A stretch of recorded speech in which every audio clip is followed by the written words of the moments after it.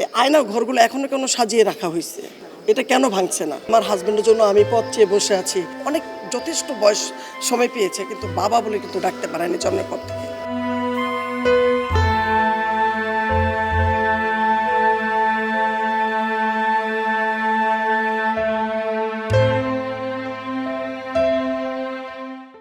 আটচল্লিশ বছর ধরে এভাবেই ঠান্ডা করে আসছে। যমুনা ফ্যান, 5 প্রজন্মের ফ্যান। আমার হাজবেন্ডের জন্য আমি পথ চেয়ে বসে আছি।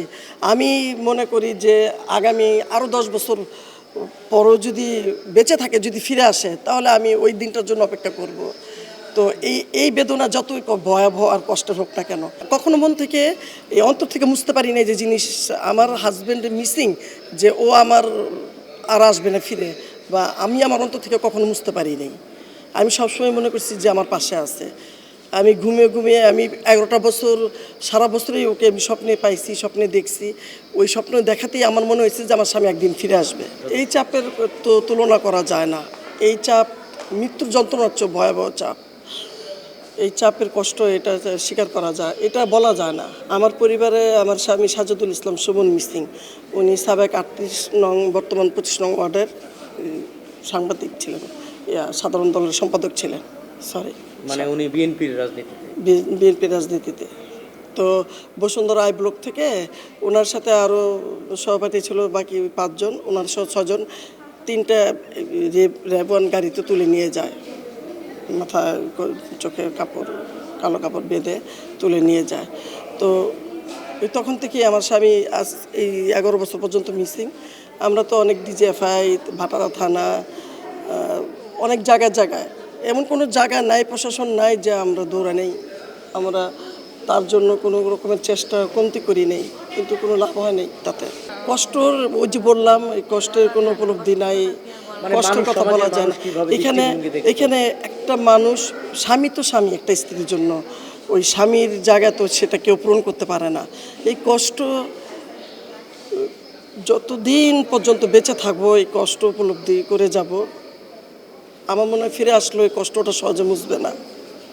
একজনের কাছে, একটা স্ত্রীর কাছে একটা প্রাণপ্রিয় স্বামী যে তার কাছে কতটুকু ভালোবাসার, সে এটা নিজেও জানে না, আমি নিজেও বলতে পারবো না। আমার ছোটো বাচ্চাটা যেমন 2 বছর থেকে এখন মাশাআল্লাহ স্বাবলম্বী হয়ে উঠছে। বড় মেয়ে 9 বছরের মেয়ে এখন ভার্সিটিতে ভর্তি হয়েছে।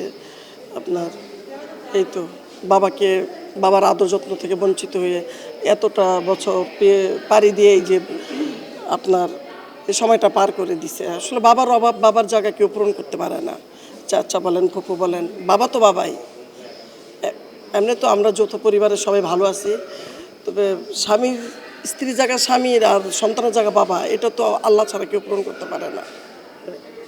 নতুন একটা সরকার আসছে, আশা করেছিলাম যে স্বৈরাচারী হাসিনা পদত্যাগ করলে পরে আমাদের একটা সুদিন আসবে। বাবা ডাক্তার জন্মের পর থেকে এই পর্যন্ত 2 বছর অনেক যথেষ্ট বয়স সময় পেয়েছে, কিন্তু বাবা বলে কিন্তু ডাকতে পারেনি জন্মের পর থেকে।